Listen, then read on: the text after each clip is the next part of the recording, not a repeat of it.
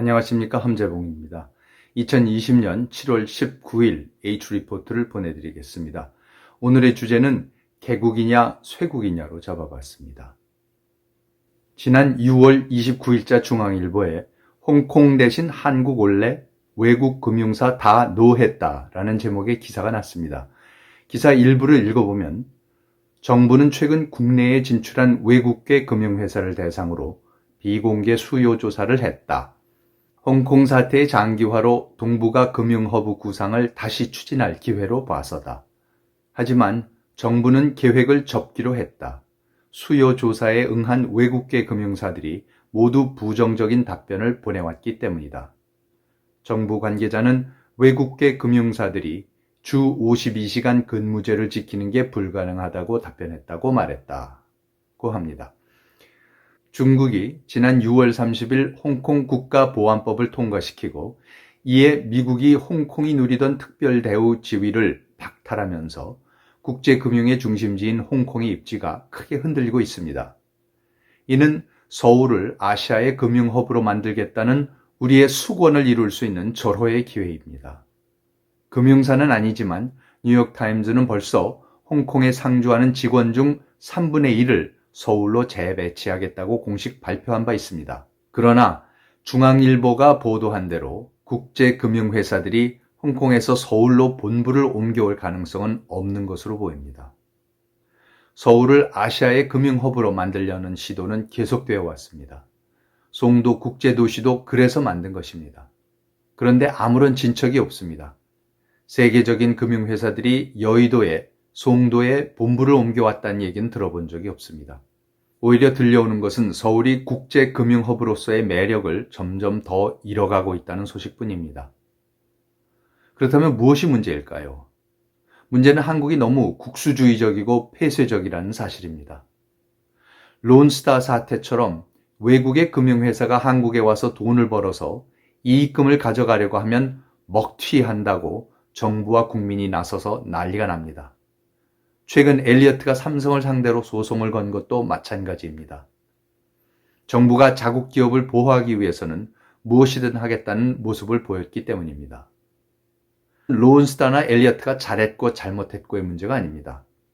금융시장을 개방하면 좋은 회사들뿐만 아니라 별의별 외국 회사들과 사기꾼들이 다 들어와서 돈도 벌고 한탕을 해 먹으려고도 하겠죠.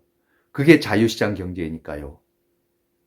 중국의 개혁 개방을 이끌었던 등소평의 말대로 문을 열면 모기도 몇 마리 들어올 수밖에 없습니다. 그런데 이런 걸 매번 문제 삼아서 발목을 잡으면 도대체 누가 한국에 와서 투자를 하려고 하겠습니까? 말 그대로 소탐대실입니다. 상황이 이러할진데 아무런 규제도 없고 시민들이 완전히 국제화되어 있고 영어가 공용어인 홍콩에 있던 국제금융회사들이 서울로 본부를 옮길 리가 없습니다. 더구나 문재인 정부가 들어선 이후 얼마나 규제를 강화하는지를 보고 있는 외국 회사들이 왜 서울로 오겠습니까? 부동산에 대한 투자를 모두 투기, 부도덕한 이윤축으로 몰아붙이면서 3년 동안 22번 정책을 바꾸고 세금을 마음대로 천정부지로 올리는 정부가 있는 나라에 국제금융회사들이, 아니 어느 외국 회사들이 대규모 투자를 하고 본부를 옮겨오겠습니까? 주식 투자를 해서 얻은 이익을 양도소득세로 모조리 걷어가겠다는 정부가 있는 나라에 왜 국제금융회사들이 오겠습니까?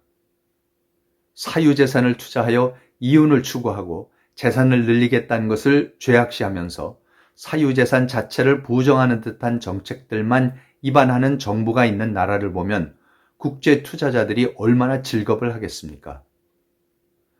과거에 우리나라에 투자했던 HSBC나 시티 같은 세계적인 은행들이 몇 년 안 되어서 철수하는 것을 보면서 어떤 정신 나간 국제금융회사들이 서울로 오겠습니까?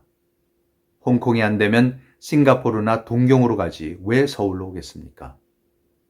최근에는 미국의 트럼프 행정부가 주한미군 철수를 고려한다는 소식까지 겹치면서 누가 한국에 투자를 한단 말입니까? 가장 큰 문제는 한국의 쇄국주의입니다. 오늘날 한국의 정치 담론의 틀은 좌우도 아닌 보수 진보도 아닌 개국 대 쇄국입니다. 오늘뿐만이 아닙니다. 한국의 역사를 관통하는 이념 논쟁의 틀은 개국 대 쇄국입니다. 삼국시대에서 오늘에 이르기까지 한민족은 개국을 통해서 글로벌 스탠다드를 받아들일 것인가, 아니면 쇄국을 하면서 위정척사를 할 것인가를 끊임없이 고민해 왔습니다. 신라가 불교를 받아들이는 과정, 조선이 주자성리학을 수용하는 과정, 구한말의 서구식 근대를 받아들이는 과정, 해방 후 자유민주주의와 자유시장 경제체제를 도입하는 과정을 살펴보노라면 개국 대 쇄국이야말로 문명 전환기마다 우리의 가장 중요한 화두였음을 알 수 있습니다. 그런데 우리의 역사는 개국주의자들이 항상 옳았음을 보여줍니다. 개국을 통해서 당시의 글로벌 스탠다드를 받아들이고 그것을 철저하게 소화해서 토착화하는 데 성공했을 때는 나라와 민족이 융성했습니다. 반대로 문명사적 전환기에 쇄국주의가 우위를 점하면서 당시의 글로벌 스탠다드를 거부했을 때는 나라가 쇠락하고 급기야는 국권까지도 상실하였습니다. 오늘날 개국을 통해서 융성하고 있는 대한민국과 대원군을 무색해하는 쇄국 정책을 고수하고 있는 북한의 참담한 상황은 과거와 마찬가지로 현재에도 또 앞으로도 개국만이 우리가 살 길이라는 것을 적나라하게 보여주고 있습니다.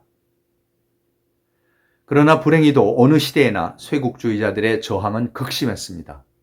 신라가 불교를 받아들이는 과정에서 2차돈을 처형시킨 세력, 고려 말 조선 초의 성리학이라는 새로운 이념으로 건국한 명과 손을 잡고 새 나라를 세우려는 것에 반대한 세력, 구한 말의 근대화를 반대한 세력, 그리고 해방 이후 줄곧 자유민주주의와 자유시장 경제를 반대하면서 세계화를 거부해온 세력에 이르기까지 개국에 대한 쇄국 세력의 반대와 반동은 끊임없이 이어져 왔습니다. 쇄국주의자들은 끊임없이 우리 것의 이름으로, 민족의 이름으로, 주체의 미명하에 글로벌 스탠더드에 반대했습니다. 그러나 주체의 이름으로, 민족의 이름으로 자행되어 온 폐쇄적이고 편협한 쇄국적 국수주의는 항상 민족을 곤경에 빠뜨렸습니다. 그런데 개국의 역사적 당위성은 언뜻 보기에는 누구나 쉽게 긍정할 수 있을 것 같지만 다른 한편으로는 매우 받아들이기 어려운 측면이 있습니다. 개국이란 과거의 민족의 정체성을 제공해주던 사상과 이념, 체제와 제도를 과감하게 벗어던지고 새로운 가치관과 제도를 받아들여야 한다는 역설 아닌 역설에 기반하고 있습니다. 그렇기에 쇄국 세력이 개국에 반대하는 가장 흔히 사용하는 무기가 바로 민족적, 문화적 정체성에 대한 문제제기입니다. 문명의 전환기마다 쇄국 세력은 글로벌 스탠다드를 수용하는 것은 결국 외래 사상에 물들어서 우리의 정체성을 상실하고 궁극적으로는 외세에 휩쓸리는 것이라고 주장합니다. 그리고는 외세를 이 땅에서 몰아내고 외세의 잔재를 철저하게 뿌리 뽑고 우리의 힘으로 주체적으로 민족의 앞날을 열어가자고 목소리를 높입니다. 그러나 우리의 역사는 이들의 주장이 허구임을 보여줍니다. 우리 민족이 수천 년 동안 특유의 문명을 꽃피우고 정체성을 유지할 수 있었던 이유는 소위 우리의 것을 지켰기 때문이 아니라 역설적이게도 문명사의 전환점마다 당시의 보편 문명을 재빨리 철저하게 수용하여 체화시키는 데 성공하였기 때문입니다. 우리 민족은 시대마다 변신하여 왔습니다. 삼국과 통일신라 시대에는 불교신자로, 조선조에서는 유교주의자들로, 구한말에서 일제강점기에 이르는 동안에는 개화주의자들로, 오늘에는 자유민주주의, 시장경제주의자로 끊임없이 변신해온 것이 한민족입니다. 그렇다면 우리 민족의 민족성은 없는 것일까요? 그렇지 않습니다. 새로운 것과 접목하면서 끊임없이 변하는 것이 문화이며 정체성입니다. 한국의 역사는 이를 웅변으로 보여주고 있습니다. 불교는 분명 인도에서 중국을 거쳐 들어왔지만 아무도 고구려 백제 신라가 받아들이고 원효와 의상이 설파하였으며 불국사와 석굴암, 팔만대장경이 대표하는 찬란한 삼국과 고려의 불교 문명을 중국 또는 인도 문명이라고 하지 않습니다. 조선의 주작은 분명 중국에서 전래되어 온 사상이지만 아무도 태종과 세종이 세우고 퇴계와 율곡이 설파하고 영조와 정조가 개혁하고자 하였으며 이항로와 최익현이 지키고자 한 조선의 문명, 경복궁과 수많은 서원, 조선왕조실록과 승정원 일기를 만들어낸 그 조선의 문명을 중국 문명의 복사판 내지는 아류로 치부하지 않습니다.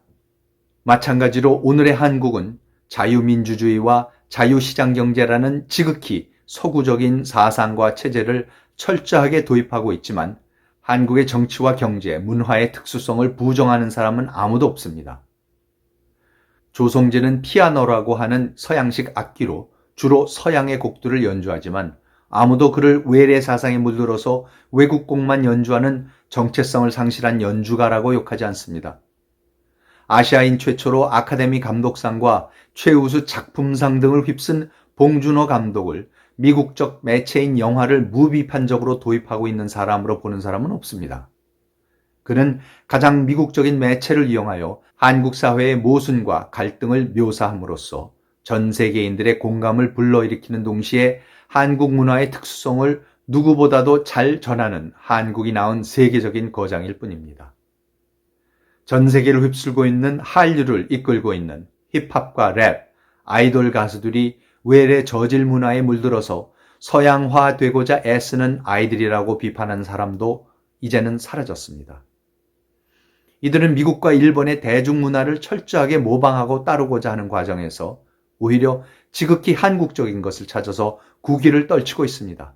손흥민은 영국의 국기인 축구를 하면서 외국을 흉내내는 사람이 아니고 우리의 국위를 마음껏 선양하고 있는 국가대표입니다.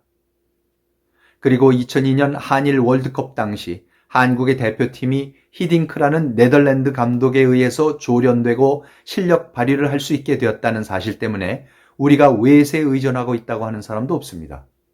오히려 히딩크라는 외국인이 국민적 영웅이 되어버렸고 앞다투어 그의 리더십을 배우고자 하고 있습니다. 이러한 역사의 상식을 거부하고 이 모든 것을 외래 사상이라고 규정하면서 변치 않는 민족적 정체성을 찾고자 하는 폐쇄적 민족사관, 종족주의가 의지할 수 있는 것은 인종차별주의적이고 시대착오적인 순수혈통밖에 없습니다. 그러나 그런 것은 없습니다. 우리 민족은 고아시아인적인 요소, 몽골, 퉁구스적인 요소, 한족인 요소가 섞인 민족이며 고아시아인의 유전인자 중에서 서양 인종적 요소도 섞여 있다는 것은 학계의 정설일 뿐만 아니라 상식입니다. 그 후로도 중국, 일본, 위구르, 몽고, 여진, 만주족의 침략, 이주, 귀화로 인하여 우리 민족의 혈통은 결코 순수하지 않습니다.